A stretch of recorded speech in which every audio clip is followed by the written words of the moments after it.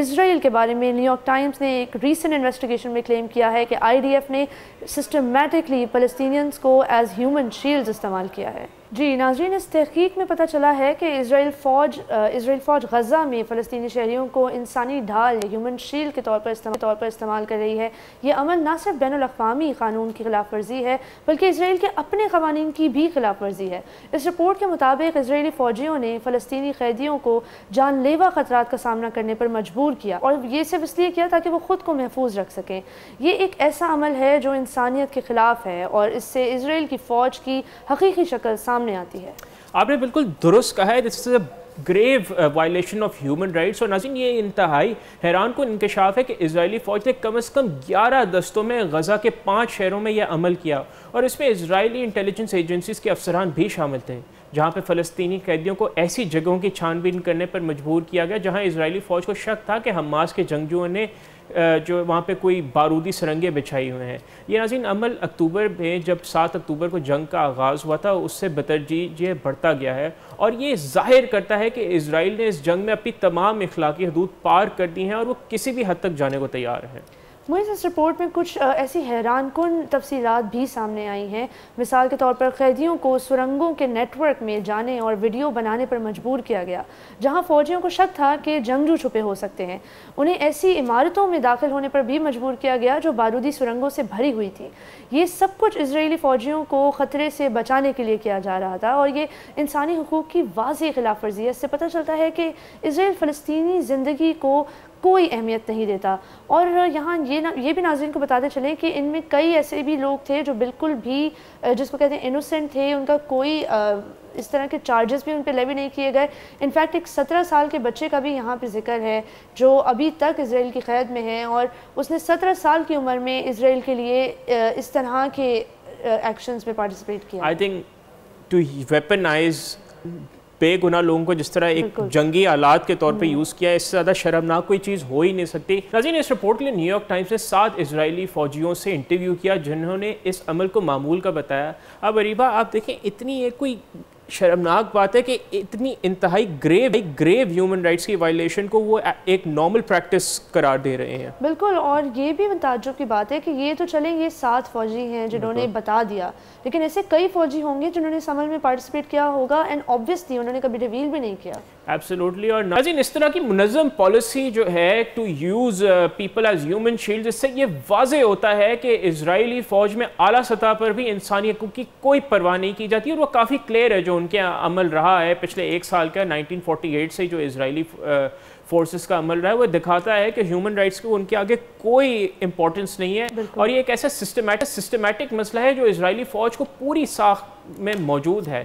اس سے بھی زیادہ پریشان کن بات یہ ہے کہ اسرائیلی فوج نے 2000 کی دہائی کے شروع میں بھی اس طرح کا عمل کیا تھا جسے پڑوسی طریقہ کار کہا جاتا تھا۔ اس میں فوجی فلسطینی شہریوں کو جنگجوؤں کے گھروں میں جانے پر مجبور کرتے تھے تاکہ وہ انہیں ہتھیار ڈالنے پر راضی کر لیں۔ 2005 میں اسرائیل کے سپریم کورٹ نے اس طریقہ کار پر پابندی لگا دی تھی، لیکن لگتا یہ ہے کہ فوج نے اس فیصلے کو ٹوٹلی نظر انداز کر دیا۔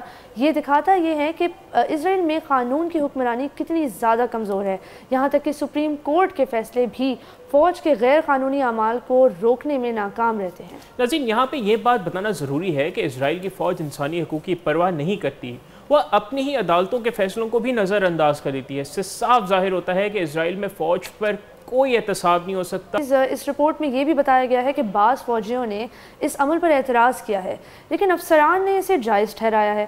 انہوں نے بغیر کسی ثبوت کے دعویٰ کیا ہے کہ یہ قیدی دہشت گرد تھے، نہ کہ عام شہری، لیکن اکثر انہیں بعد میں بغیر کسی الزام کے رہا کر دیا گیا تھا۔ یہ ظاہر کرتا ہے کہ اسرائیلی فوج جانتی تھی کہ یہ بے گناہ شہریوں کا استعمال کر رہی ہے۔ یہ ایک بہت ہی بڑا جرم ہے۔ اس سے یہ بھی ظاہر ہوتا ہے کہ اسرائیل کسی طرح تمام فلسطینیوں کو مجرم سمجھتا ہے، چاہے ان کے خلاف کوئی ثبوت ہو یا نہ ہو۔ آپ نے بالکل صحیح کہا، اور اگر ہم 1 منٹ کے لیے ان کی بات کو سچ بھی مان لیتے ہیں اسرائیل کی کہ یہ دہشت گرد تھے، تو جنیوا کنونشن کے مطابق قیدیوں کے بھی حقوق ہوتے ہیں، اور چاہے وہ دہشت گرد ہی کیوں نہ ہو، they can not be used as human shields. تو یہ تمام یہ جو معاملہ ہے یہ اسرائیل کے اس دعوے کو بالکل جھوٹا ثابت کر دیتا ہے کہ اسرائیل کی جو فوج ہے وہ اس کے اندر کوئی اخلاقیات ہیں. اور ناظرین حقیقت یہ ہے کہ وہ بے گناہ شہریوں کو خطرے میں ڈال رہے ہیں تاکہ وہ اپنے فوجیوں کی زندگیوں کو بچا سکیں. یہ ایک انتہائی سخت جنگی جرم ہے اور اس پر عالمی سطح پر کارروائی ہونی چاہیے. لیکن افسوس کے ساتھ اسرائیل کو جو ایک فری پاس باقی معاملوں پہ بھی ملا ہوا ہے تو یہاں بھی مجھے کوئی امید نہیں ہے کہ اس پر بین الاقوامی جو برادری اس پہ ان کے کوئی لاسٹ ویک ہی انہوں نے U N peacekeeping forces کو اٹیک کیا ہے اور ہمیں کوئی خاص رد عمل دیکھنے کو نہیں ملا. یہ صرف جب ہی ہو سکتا ہے جب آپ کو ایک انتہائی پراپر یقین ہو کہ جی ہمیں کوئی کچھ بھی نہیں کہہ سکتا اور اسرائیل کو اس وقت یہی ہے. اور ناظرین انفارچونیٹلی یہ بین الاقوامی برادری کی انتہائی بڑی ناکامی ہے کہ وہ اسرائیل کو اس کے اعمال کے لیے ذمہ دار نہیں ٹھہراتی اور اگر کوئی اور ملک ایسا کرتا ہے تو اس پر سخت پابندیاں لگائی جاتی ہیں. موئی صاحب نے بالکل درست کہا ہے. یہ ایک قسم کی دوہرا معیار ہے اور اسرائیل کو بار بار معاف کیا جاتا ہے جبکہ دوسرے ملکوں کو ان سے کہیں کم جرائم پر بہت سخت سزا دی جاتی ہے. اور یہ اب وقت ہے کہ دنیا کی آنکھیں کھلیں اور وہ اسرائیل کو ان کے ظالمانہ اعمال کو روکنے کے لیے ٹھوس اقدامات کریں.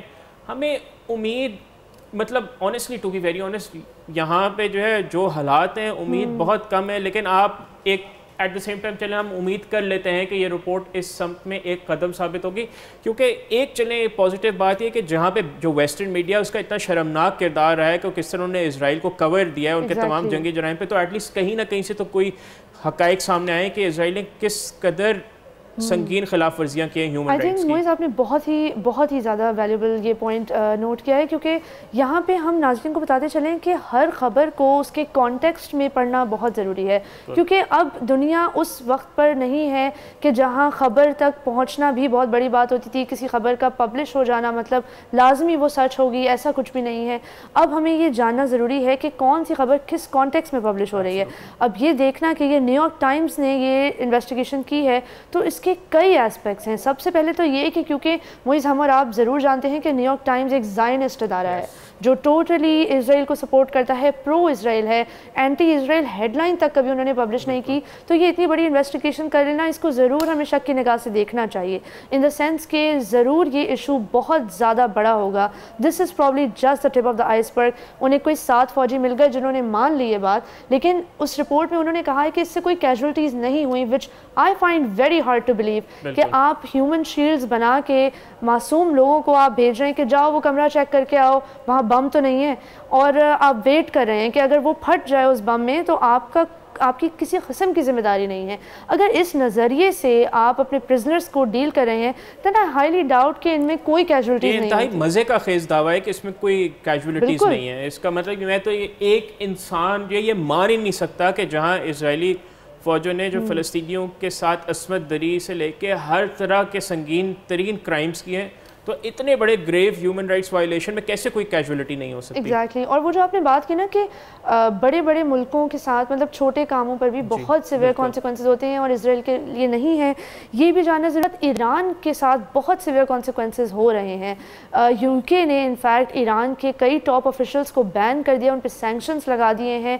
تو یہ دیکھتے ہوئے ایک طرف ہم دیکھ رہے ہیں کہ ایران کی طرف پوری دنیا اس کو حملہ آور ہے حالانکہ ایران کے کسی بھی ایئر اسٹرائک سے یا ایون حزب اللہ کے کسی بھی ایئر اسٹرائک سے ابھی تک کوئی بہت زیادہ سیویلین کیجولٹیز ہوئی بھی نہیں. ایران کی جو قومی ایئر لائن ہے ان پر پابندی لگ چکی ہے ٹو آپریٹ ٹو یورپ ان پہ کیونکہ محض ایک الزام تھا کہ انہوں نے حزب اللہ کے لیے جو ایران ایئر کے جہاز ہیں وہ اسلحے کی جو ہے نا سپلائی میں استعمال ہوئے ہیں. ایگزیکٹلی. اور یہ وہی دوہری معیار کی ایکسٹینشن ہے نا کہ آپ ایران کو اتنا زیادہ سینکشن کرنا چاہتے ہیں کہ صفحہ ہستی سے اس کا نام مٹ جائے اور اسرائیل کسی بھی ملک کو مٹا دے, کسی کی بھی سوورنٹی پامال کر کے گھس جائے اندر فوجیں لے کے, کسی قسم کی روک تھام نہیں ہے, کوئی روک ٹوک نہیں ہے.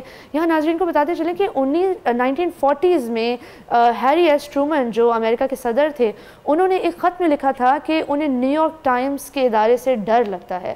تو یہ نیو یارک ٹائمز کی زائنسٹ پاور کو اور اس کے انفلوئنس کی حدود کی کافی زیادہ عکاسی کرتا ہے کہ ایک sitting American president new York Times سے ڈر رہا ہے کہ کہیں وہ ایک اینٹی اسرائیلی بات نہ کر دے اور اس کے کانسیکوینسز نہ آ جائیں. آئی تھنک یہ ایک انتہائی المناک سیریز آف ایونٹس ہے جو کہ غزہ اور پورے خطے میں اسرائیل کی جانب سے کیا ہے اور جب تک یہ بات ہم روز کہتے ہیں اور یہ ہم آگے کرتے رہیں گے یہ واقعات جو صرف اس وقت ہی جا کے روکیں گے جب بین الاقوامی اسرائیل کو اکاؤنٹیبل ہولڈ کرے، اور اب اس کی شدت سے ضرورت ہے کہ اس عمل کو بڑھایا جائے.